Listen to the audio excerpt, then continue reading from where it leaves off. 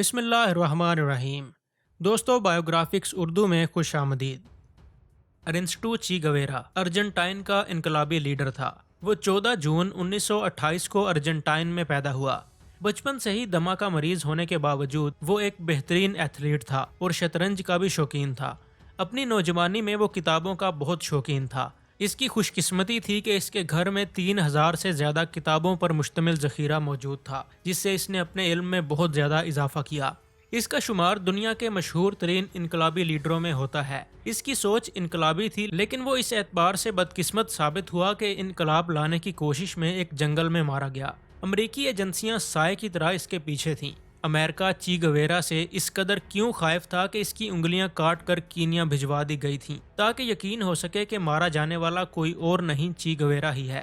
دوستو، امریکہ کو ہر صورت میں چی گویرا کی لاش چاہیے تھی۔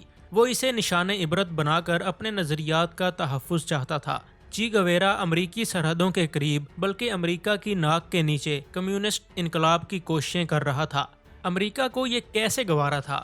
یہ اس زمانے کی بات ہے جب دنیا دو حصوں میں تقسیم تھی۔ ایک طرف روس کا ابھرتا ہوا کمیونزم تھا تو دوسری طرف امریکہ کا سامراجی نظام، آپ اسے امپیریلزم بھی کہہ سکتے ہیں۔ کارپوریٹ کلچر نے اسی نظام یعنی امریکی سامراجی نظام سے جنم لیا۔ اگر روسی نظام کامیاب ہو جاتا تو شاید دنیا سے کارپوریٹ کلچر کا نام و نشان مٹ جاتا۔ اسی لیے دنیا بھر کے امراء اکٹھے ہو گئے تھے۔ وہ ہر صورت میں روسی نظام کا خاتمہ چاہتے تھے۔ ایسے میں ارجنٹائن میں پیدا ہونے والے چی گویرا نے کیوبا کو اپنا مسکن بنایا۔ وہ گوریلا جنگوں کا ماہر مانا جانے لگا تھا، کیونکہ کیوبا میں زیر زمین سرگرمیوں کی وجہ سے ہی امریکہ اس سے خوف کھانے لگا تھا۔ وہ گوریلا لیڈر ہی نہیں تھا بلکہ بلا کا جوشیلا مقرر اور زبردست رائٹر بھی تھا۔ وہ ایک اچھا ڈائری نویس بھی تھا۔ وہ موٹر سائیکل پر چند ملکوں کے سفر پر روانہ ہوا۔ عالمی سفر کی داستان لکھی جو نوجوانوں میں بے حد مشہور ہوئی۔ اس نے موٹر سائیکل پر ارجنٹائن، چلی، پیرو، پاناما، کولمبیا، ایکواڈور، میامی سمیت کئی علاقوں کا سفر کر کے سب کو حیران کر دیا۔ وہ اس قدر طلسماتی شخصیت بن چکا تھا کہ اس پر کئی فلمیں بنائی گئیں، ڈرامے لکھے گئے اور شاعری کا اہم موضوع بنا۔ اس کی جاندار تحریر اور تقریر دل میں اترنے والی ہوتی تھی۔ جو سنتا اسی کا گرویدہ ہو جاتا۔ وہ سفارت کار بھی تھا اور فوجی حکمت عملی کا ماہر بھی۔ ان تمام خوبیوں نے اسے ایسا لیڈر بنا دیا تھا کہ کوئی بھی ملک اس سے خوف کھا سکتا تھا۔ اسی لیے اس دور میں وہ گوریلا جنگ کی علامت بھی سمجھا جانے لگا تھا۔ اس کا نام ذہن میں آتے ہی ایک ایسے لیڈر کا خاکہ ابھرتا جو اپنا نظام لانے کے لیے کوئی بھی قربانی دے سکتا تھا اور بہترین حکمت عملی بھی بنا سکتا تھا۔ یہی وجہ تھی کہ ٹائم میگزین نے تمام تر مخالفت کے باوجود اسے دنیا کی 100 اہم ترین شخصیات میں شامل کر لیا تھا۔ وہ میڈیکل کالج میں زیر تعلیم تھا، لیکن تعلیم سے بے پرواہ ہو کر جنوبی امریکہ کے دورے پر نکل کھڑا ہوا، جہاں اس نے غربت، بے روزگاری اور بھوک کو بنیاد بنا کر انقلاب کے بیج بو دیے۔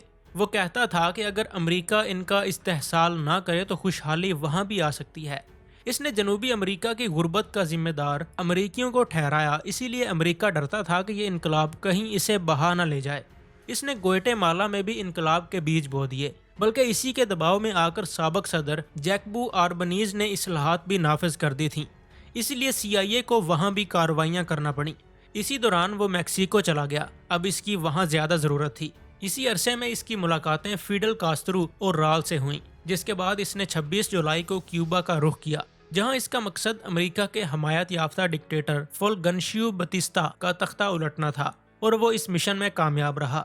کیوبا میں وہ جنگی جرائم کے مقدموں کی سماعت کرنے والا جج بن گیا اور دوران بغاوت طاقت کے استعمال کے ٹریبونل کے سربراہ کے طور پر فیصلے کرنے لگا۔ وزیر صنعت کے طور پر اس نے زرعی اصلاحات کا اعلان کرتے ہوئے تمام جاگیرداروں کی زمینیں سرکاری کنٹرول میں لینے کا اعلان کر دیا۔ ایک طرف تو وہ قومی بینک کا سربراہ بھی بن گیا اور دوسری طرف فوج کو مشورے دینے کا عہدہ بھی سنبھال لیا۔ وہ روسی میزائل سسٹم کیوبا لے آیا۔ یہ وہی میزائل ہیں جو 1962 میں کیوبن میزائل بحران کی وجہ بن گئے تھے اور ایک خوفناک جنگ ہوتے ہوتے رہ گئی تھی۔ مارکسزم کی تعلیم حاصل کرنے کے بعد تو وہ ایک نیا چی گویرا بن چکا تھا۔ اسی اجارہ داری، ملٹی نیشنل کمپنیوں اور نیو آبادیاتی نظام سے نفرت سی ہو گئی تھی۔ دنیا کو بدلنے کا مقصد لے کر وہ 1965 میں کیوبا سے نکل پڑا۔ اس نے بولیویا میں بھی مزاحمتی تحریک کی بنیاد رکھ دی۔ وہ اس قدر طاقتور ہو گیا تھا کہ CIA کے ایجنٹس کو بھی حراست میں لے کر مقدمے چلاتا رہا اور تھوڑی سی سماعت کے بعد انہیں موت کے گھاٹ اتار دیتا۔ ان دنوں اس کی سرگرمیاں بولیویا کے جنگل میں جاری تھیں۔ وہ وہاں انقلابیوں کی ایک فوج بھرتی کرنے گیا تھا، لیکن یہ مشن پورا نہ ہو سکا۔ باوجود کوشش کے اسے ساتھی نہ مل سکے۔ لوگ تبدیلی چاہتے تھے، لیکن تبدیلی کے لیے آگے آنے اور قربانی دینے کو کوئی تیار نہیں تھا۔ یہ اس کی پہلی اور آخری ناکامی تھی جو جان لیوا ثابت ہوئی۔ CIA نے صدر بولیویا کو اس کے ٹھکانے سے آگاہ کرتے ہوئے اسے زندہ پکڑنے کی ہدایات کی، لیکن بولیویا کی حکومت مزید کوئی خطرہ مول لینے پر تیار نہیں تھی۔ اسے ہر قیمت پر وہ مردہ چاہیے تھا۔ انہوں نے 9 اکتوبر کو قتل کا حکم جاری کر دیا، لہٰذا جنگل میں اسے گرفتار کر لیا گیا، جہاں ہلاک کرنے کے بعد اس کے ہاتھ کاٹ کر بیونس آئرس بھجوا دیے گئے تاکہ فنگر پرنٹس کی مدد سے یہ چیک کیا جا سکے کہ مرنے والا اصلی چی گویرا ہے یا کوئی اور ہے۔ تاہم تصدیق ہونے کے بعد یہ ہاتھ کیوبا بھجوا دیے گئے۔ اس کی لاش کی بھی کافی بے حرمتی کی گئی۔ کہا جاتا ہے کہ اسے شہر لانے کے لیے ہیلی کاپٹر ضرور بھیجا گیا تھا، لیکن لاش کو ہیلی کاپٹر میں رکھنے کی بجائے نچلے حصے میں باندھ دیا گیا تھا۔ سارے راستے ہیلی کاپٹر نے اسی طرح پرواز کی۔